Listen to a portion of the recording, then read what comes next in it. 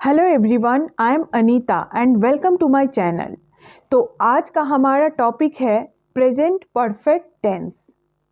आगे बढ़ने से पहले मैं ये कहूँगी कि टेंस सीरीज की ये 4th वीडियो है, तो उन सारे वीडियोस को देखिए ताकि ये कॉन्सेप्ट क्लियर हो जाए। सबसे पहले हम ये समझते हैं कि प्रेजेंट परफेक्ट टेंस क्या है। इसका मतलब कोई भी काम पास्ट में शुरू हुआ था और प्रेजेंट में ख़त्म हो चुका है और उसका इफ़ेक्ट अभी भी है। For example, Ram has gone to Kanpur. अब राम हो सकता है 2 घंटे या 2 दिन पहले गया है, लेकिन अभी भी वो कानपुर में ही है, अभी आया नहीं है। तो राम पास्ट में कानपुर गया है, बट उसका कनेक्शन प्रेजेंट से भी है, इसलिए ये प्रेजेंट परफेक्ट टेंस का सेंटेंस हुआ। अब सपोज राम कानपुर से आ गया है और कोई पूछता है, राम तुम कहाँ गए थे?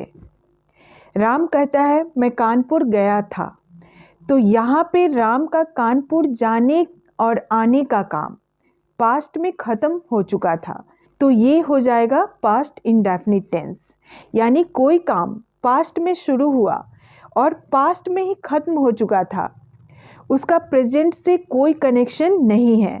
लेकिन प्रेजेंट परफेक्ट टेंस में ऐसा बिल्कुल भी नहीं है। यहाँ पे कोई भी काम पास्ट में शुरू हुआ और प्रेजेंट में भी असर डाल रहा है। बहुत से लोगों को इन दोनों टेंस के कॉन्सेप्ट को समझने में काफ़ी प्रॉब्लम होती है। तो ये कॉन्सेप्ट जब मैं पास्ट इंडेफिनिट टेंस की वीडियो बनाऊंगी तो सारे डाउट क्लियर हो जाएंगे। फिलहाल हम प्रेजेंट परफेक्ट टेंस को समझते हैं। तो सबसे पहले हम इसकी पहचान, रूल्स और हेल्पिंग वर्ब्स को सीखेंगे। देन उसके बाद एग्जाम्पल्स देखेंगे। तो इसकी पहचान है किसी भी सेंटेंस की एंडिंग चुका है, चुकी है, चुके हैं से होती है, या फिर या है, आ है, ये है से होती है। तो इस टेंस में हैव और हैज़ को हेल्पिंग वर्ब की तरह यूज़ किया जाता है। हैज़ का use third person singular subject के साथ किया जाता है, जैसे ही, शी, इट या किसी नेम के साथ। और हैव का यूज़ किया जाता है आई, वी, यू, दे के साथ। और किसी भी सेंटेंस में वर्ब की थर्ड फॉर्म यूज़ करेंगे। प्रीवियस 2 वीडियो में प्रेजेंट इंडेफिनिट टेंस में और प्रेजेंट कंटिन्यूअस टेंस में हम वर्ब की फर्स्ट फॉर्म यूज़ कर रहे थे, बट इस टेंस में हम वर्ब की थर्ड फॉर्म यूज़ करेंगे। और आगे भी कई टेंस में वर्ब की थर्ड फॉर्म ही यूज़ होता है, इसलिए वर्ब की थर्ड फॉर्म को याद करना बहुत ज़रूरी है। अब इसका स्ट्रक्चर देखते हैं। पहले हम अफर्मेटिव सेंटेंस करेंगे और स्ट्रक्चर है सब्जेक्ट प्लस हैव और हैज़ प्लस वर्ब की थर्ड फॉर्म प्लस ऑब्जेक्ट। तो पहले हम सब्जेक्ट को यूज़ करेंगे, फिर हेल्पिंग वर्ब हैव या हैज़ का यूज़ करेंगे सब्जेक्ट के अकॉर्डिंग, देन वर्ब की थर्ड फॉर्म, देन ऑब्जेक्ट। तो सारे टेंस में सेंटेंस स्ट्रक्चर वही रहेगा, सिर्फ हेल्पिंग वर्ब और वर्ब के फॉर्म चेंज होंगे। कुछ एग्जाम्पल देखते हैं एफर्मेटिव सेंटेंस के, जैसे वह दिल्ली जा चुका है, he has gone to Delhi. तो इस सेंटेंस में ही एक सब्जेक्ट है, हैज़ एक हेल्पिंग वर्ब है, गॉन एक वर्ब है जो कि गो की थर्ड फॉर्म है, और दिल्ली एक ऑब्जेक्ट है। मैं अपना काम कर चुका हूँ, I have finished my work. सूरज उग चुका है, द सन हैज़ राइजन। अब है नेगेटिव सेंटेंस।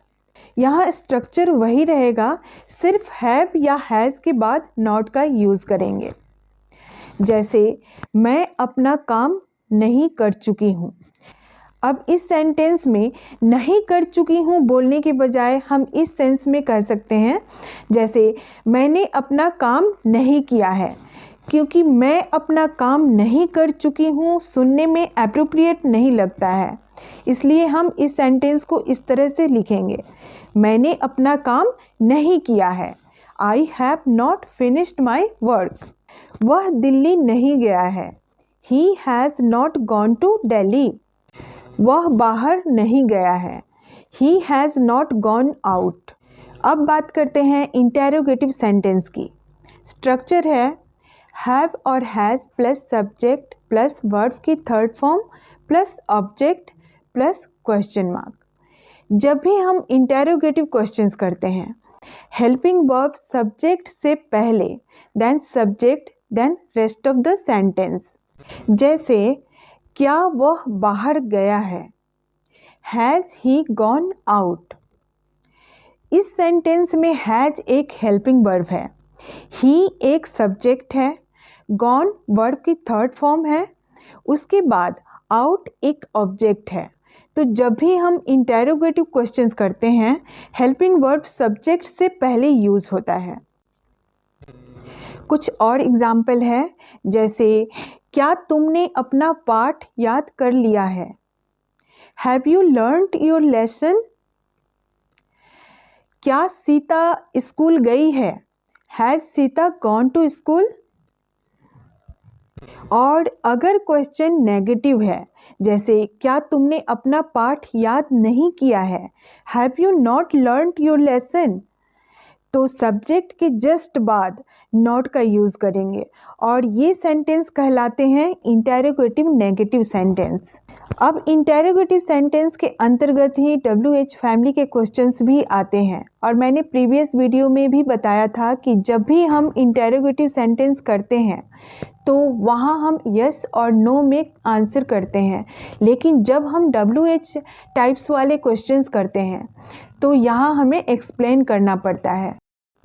तो यहाँ पे इंटेरोगेटिव वाले ही स्ट्रक्चर होंगे, बस हेल्पिंग वर्ब से पहले WH के वर्ड यूज़ होंगे। जैसे शिक्षक ने मोहन को क्यों सजा दी, Why has the teacher punished Mohan. तो इस सेंटेंस में WH वर्ड why है, देन हेल्पिंग वर्ब हैज़, उसके बाद टीचर जो कि एक सब्जेक्ट है, देन वर्ब की third form punished, then object. तो इस सेंटेंस में ऑब्जेक्ट है मोहन। तो ये है WH क्वेश्चन। अब इसके कुछ और एग्जाम्पल देखते हैं, जैसे तुमने यह पुस्तक क्यों नहीं पढ़ी है, Why have you not read this book। इस सेंटेंस में you एक प्लूरल सब्जेक्ट है, इसलिए have को यूज़ किया गया है। तो ये थे present perfect tense. I hope आपको ये कॉन्सेप्ट क्लियर हो जाएगा। मिलूंगी नेक्स्ट वीडियो में। Till then keep learning.